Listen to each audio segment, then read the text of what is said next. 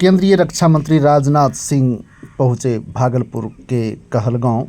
उन्होंने कहा कि इंडिया गठबंधन जनता की आंख में धूल झोंक कर करते हैं राजनीति। राजनाथ सिंह ने विपक्ष पर बोला हमला। भागलपुर में केंद्रीय मंत्री राजनाथ सिंह कहलगांव पहुंचे। यहां उन्होंने जनसभा को संबोधित करते हुए विपक्षी दलों पर जोरदार हमला करते हुए उन्होंने कहा कि आपकी आंखों में धूल झोंक कर विपक्षी दल सरकार बनाना चाहती है। अपने देश भारत को बचा लीजिए, यही कहने आया हूँ। देश आगे बढ़ रहा है, आगे बढ़ने की गति धीमी नहीं होनी चाहिए। जनता से अपील करते हुए उन्होंने कहा कि मैं आपसे अपील करने आया हूँ कि एनडीए के प्रत्याशी अजय कुमार मंडल को भारी मतों से विजयी दिलाइए। राजनाथ सिंह ने अपने संबोधन में कहा कि गरीबों के उत्थान और उनके डेवलपमेंट के बारे में सोचा जाना चाहिए। विरोधियों पर हमला करते हुए उन्होंने कहा कि आप देश के टुकड़े टुकड़े करना चाहते हैं, हम लोग इस काम को पूरा नहीं करने देंगे। गुजरात में बीजेपी के प्रत्याशी निर्विरोध चुनाव जीत गए हैं। ये कहते हैं कि देश में लोकतंत्र खतरे में आ गया है। विपक्षी दलों की ओर से संपत्तियों का सर्वे कराए जाने का एक नया शगुफा छोड़ा जा रहा है। यूपीए कार्यकाल के दौरान तत्कालीन प्रधानमंत्री मनमोहन सिंह ने कहा था कि देश के चीज़ों पर पहला अधिकार अल्पसंख्यकों का है। भागलपुर के कहलगांव पहुंचने पर राजनाथ सिंह, जो डिफेंस मिनिस्टर हैं, रक्षा मंत्री हैं भारत सरकार के, वे कहलगांव पहुंचे हैं, जनसभा को संबोधित कर रहे हैं। जनता से अपील करते हुए उन्होंने बहुत स्वागत कहलगांव की धरती पर हमारे सभी जनप्रतिनिधि जी की माननीय मंत्री जी आज की सभा को संबोधित करेंगे। माननीय राजनाथ सिंह जी वो अपनी सरकार बनाना चाहते हैं। बहनों भाइयों, राजनीति केवल सरकार बनाने के लिए नहीं की जानी चाहिए, राजनीति की जानी चाहिए तो देश बनाने के लिए राजनीति की जानी चाहिए। मैं उन मित्रों को बतलाना चाहता हूं,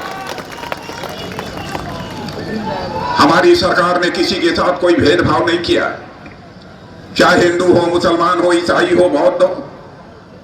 पक्का मकान यदि मिला है तो सभी धर्मावलंबियों को मिला है।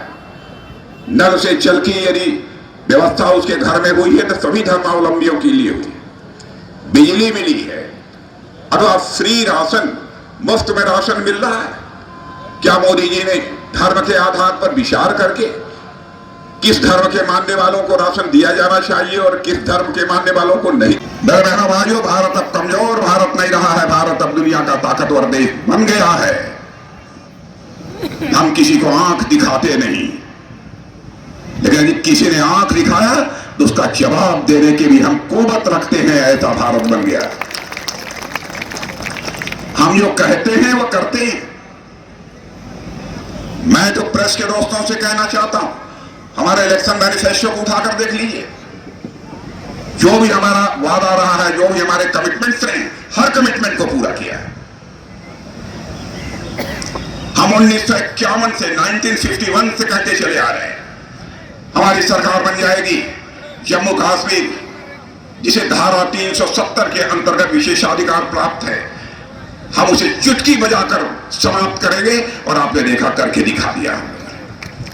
आज जम्मू कश्मीर का वही दर्जा है। करता हूं, आप सभी का स्वागत करता हूं। बहनों भाइयों, आज केवल यही अपील करने आया हूं, क्योंकि समय बहुत कम है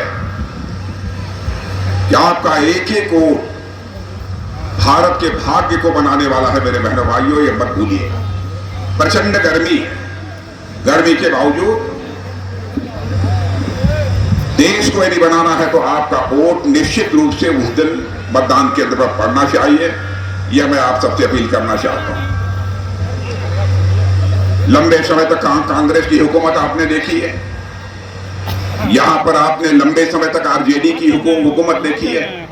बहनों भाइयों, इनकी सारी शक्ति इसी में खर्च हो जाती है। कैसे गांव देहात इनको पिछड़ा बनाकर रखा जाए। जब जब इनकी हुकूमत रही है, प्रदेश और देश की जनता को इन लोगों ने धोखा दिया है। जो सपना बाबा साहब भीमराव अंबेडकर ने देखा था, कर्पूरी ठाकुर जी ने देखा था, ज्योति फूले जी ने देखा था, उसको सचमुच यदि कोई पूरा कर रहा है तो महात्मा गांधी के सपने को भी कोई पूरा कर रहा है तो आज के भारत के प्रधानमंत्री नरेंद्र मोदी जी ही पूरा कर रहे हैं। कांग्रेस के लोग और आपने ऐसी हालत बना दी है कि आप फिर से लालटेन के युग में इस बिहार को ले जाना चाहते हैं। आज यह मोबाइल और लैपटॉप का युग है, आप कहां ले जाना चाहते हैं इस देश को? लेकिन मैं मानता हूं जनता ने ठान लिया है कि इस बार बिहार की जनता किसी के साथ रहेगी तो मोदी जी और नीतीश जी के साथ रहेगी। यह फैसला यहां की जनता ने कर लिया है। बहनों भाइयों, आरजेडी के लोग कहते हैं हमारी लालटेन जल रही है और जलती रहेगी। मैं मानता हूं कि बहनों भाइयों इनकी लालटेन जल नहीं रही है, अब तेल समाप्त हो गया है, अब वो भभकना शुरू कर दी है, भभक रही है, यानी उसके बुझने का समय आ गया है। मैं बिहार की जनता को यह कहकर जाना चाहता हूं, वादे तो बार बार किया, करोड़ों की संख्या में नौकरी देंगे, चरवाहा मॉडल की इन्होंने बात की थी। आज विज्ञान और तकनीक के युग में भारत ही नहीं दुनिया तेजी से आगे बढ़ रही है और आप बराबर यहां पर चरवाहा मॉडल की बात करते हैं। सारा देश इस समय में घूम रहा हूं मेरे बहनों भाइयों, मैं तमिलनाडु में भी था, केरल में भी था और बिहार की जनता को मैं जानता हूं। यहां के नौजवानों के अंदर प्रतिभा है, योग्यता है, क्षमता है और इतना ही नहीं, भारत की सीमाओं पर शौर्य और पराक्रम का परिचय भी देने की आवश्यकता होती है कि बिहार के लोगों ने अपने शौर्य और पराक्रम का परिचय दिया। भारत का रक्षा मंत्री होने के नाते मैं कह सकता हूं, मैं वह दिन 17 जून 2020 को भूल नहीं सकता। बिहार रेजिमेंट के हमारे बहादुर जवानों ने भारत चीन सीमा पर गलवान में अपने जिस शौर्य और पराक्रम का परिचय दिया था मेरे बहनों भाइयों, हमारे दुश्मनों के छक्के छुड़ा दिए थे बिहार रेजिमेंट के नौजवानों ने। लेकिन ये लोग बिहार को गरीब रखकर खुद करोड़पति बनते जा रहे हैं। मैं चाहता हूं अब बिहार के नौजवानों को यह बात समझ में आनी चाहिए, ये लोग राजनीति करते हैं तो केवल परिवार के लिए राजनीति करते हैं, देश बनाने के लिए राजनीति नहीं करते हैं। इसके पहले की भी सरकारों को आपने देखा है इस देश में काम करते हैं। कांग्रेस की सरकार ने उनको भी देखा है, पढ़े लिखे लोगों को इस बात की जानकारी होगी। 2014 में जब हम लोगों की सरकार बनी थी, मोदी जी भारत के प्रधानमंत्री बने थे, उस समय हमारा भारत दुनिया में धन दौलत के मामले में यानी इकोनॉमी की साइज, अर्थव्यवस्था के आकार के मामले में दुनिया में 11वें स्थान पर खड़ा था। क्या बहनों भाइयों आपको इस बात पर गौरव की अनुभूति नहीं होती? 2014 में जब कांग्रेस की रिजीम समाप्त हुई थी, उस समय हमारा भारत अर्थव्यवस्था के आकार यानी धन दौलत के मामले में दुनिया में 11वें स्थान पर खड़ा था। आज हमारा भारत 7 वर्षों के अंदर ही जंप लेकर दुनिया के 5 देशों में आकर खड़ा हो गया है। सारे विश्व के अर्थशास्त्री अब यह दावा कर रहे हैं कि विश्व में सर्वाधिक तेजी से आगे बढ़ने वाली अर्थव्यवस्था यदि किसी देश की है कि भारत की है, और भारत यदि ऐसे ही आगे बढ़ता रहा तो 2027 आने के पहले हमारा भारत मेरे बहनों दुनिया की टॉप 3 कंट्री में आकर खड़ा हो जाएगा। लालटेन युग, चरवाहा युग का समय चला गया। यह कोई छोटी बात नहीं है। भारतीय जनता पार्टी का कैंडिडेट निर्विरोध चुनाव जीत गया। अब ये कहते हैं लोकतंत्र के लिए बहुत बड़ा खतरा पैदा हो गया। मेरे भाइयों, आप उठाकर देख लीजिएगा, मोबाइल पर सारी सूचनाएं आपको मिलेंगी, और मेरी बात गलत हो तो मुझे कंडम करना, मेरी निंदा करना।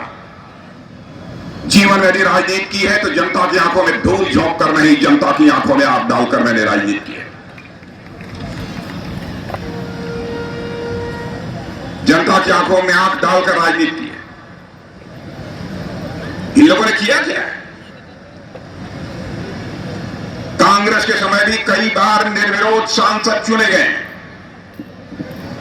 उत्तर प्रदेश में तो 2012 में ही समाजवादी पार्टी की कैंडिडेट डिंपल यादव निर्विरोध जीती थी। अब बिना आधार के सूरत में हमारा कैंडिडेट यदि निर्विरोध जीत गया तो आप हंगामा खड़ा कर रहे हैं। बहन भाइयों, आपकी आंखों में धूल झोंक कर यह सरकार बनाना चाहते हैं। देश को बचा लीजिए, यही कहने के लिए आया हूं। देश आगे बढ़ रहा है, आगे बढ़ने की इसकी गति धीमी नहीं पड़नी चाहिए, यही आप सबसे अपील करने आया हूं। यदि मैं भाषण समाप्त नहीं करूंगा तो मेरा उड़न खतोरा उड़ नहीं पाएगा, इसलिए मुझे जाना पड़ेगा। इसलिए अजय कुमार मंडल को 3 चुनाव चिन्ह है, उसका बटन दबाइए, भारी मतों से विजय दिलाइए। आप सबको बहुत बहुत धन्यवाद। उसकी छुट्टी कर दी, कौन इसको इसकी इजाजत देगा? अब कोई करके दिखाए। हम राजनीति करते हैं बहनों भाइयों तो देश बनाने के लिए राजनीति करते हैं। भारत का मस्तक ऊंचा हुआ है दुनिया में। अंतर्राष्ट्रीय मंचों पर भारत पहले कुछ बोलता था तो दुनिया हमारी बातों को सुनती नहीं थी। आज यदि अंतर्राष्ट्रीय मंचों पर भारत कुछ बोलता है, दुनिया कान खोलकर सुनती है भारत बोल क्या रहा है, यह भारत की हैसियत बनी है। इसलिए मैं आप सबसे अपील करने आया हूं कि बहनों भाइयों, जो भी हमारे एनडीए के प्रत्याशी हैं, चाहे भारतीय जनता पार्टी जेडीयू के जो भी प्रत्याशी हैं, उन प्रत्याशियों के पक्ष में आपका मत जाना चाहिए। जेडीयू का चुनाव चिन्ह तीर है। बहनों भाइयों, तीर का निशाना खाली नहीं जाना चाहिए, यही मैं आप सबसे अपील करने के लिए आया। हम भारत को एक विकसित भारत बनाना चाहते हैं। दुनिया के 3 देशों में तो 2027 को ही आकर खड़े हो जाएंगे। 2047 तक भारत को हम डेवलप्ड कंट्री बनाकर छोड़ेंगे। हम हिंदू मुसलमान इस आधार पर राजनीति करने वाले लोग नहीं, हम इंसाफ और इंसानियत के आधार पर राजनीति करने वाले लोग। अब इन लोगों ने नया सरूफा छोड़ दिया कि हम अब संपत्तियों का सर्वे कराएंगे। निकलना, संपत्तियों का सर्वे कराएंगे। काहे का सर्वे कराएंगे? ईडी सीबीआई ये पूछती है तो अपने संपत्ति के बारे में आप बताते नहीं। इक्वल डिस्ट्रीब्यूशन करना चाहते हैं, बराबर का बंटवारा करना चाहते हैं, इसलिए सर्वे कराएंगे।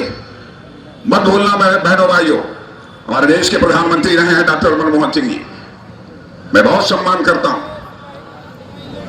उन्होंने कहा था एक समय 2006 में कि इस देश की संपत्ति पर, इस देश की चीजों पर पहला अधिकार यदि किसी का है तो इस देश के माइनॉरिटीज का है, अल्पसंख्यकों का है, विशेष रूप से मुस्लिम्स का है। कहां का इंसाफ है? मैं मानता हूं कि इस देश के एक पहला अधिकार यदि किसी का है तो पहला अधिकार देश के गरीबों का है। उनके उत्थान के बारे में सोचा जाना चाहिए, उनके विकास के बारे में सोचा जाना चाहिए। आप देश के टुकड़े टुकड़े करना चाहते हैं।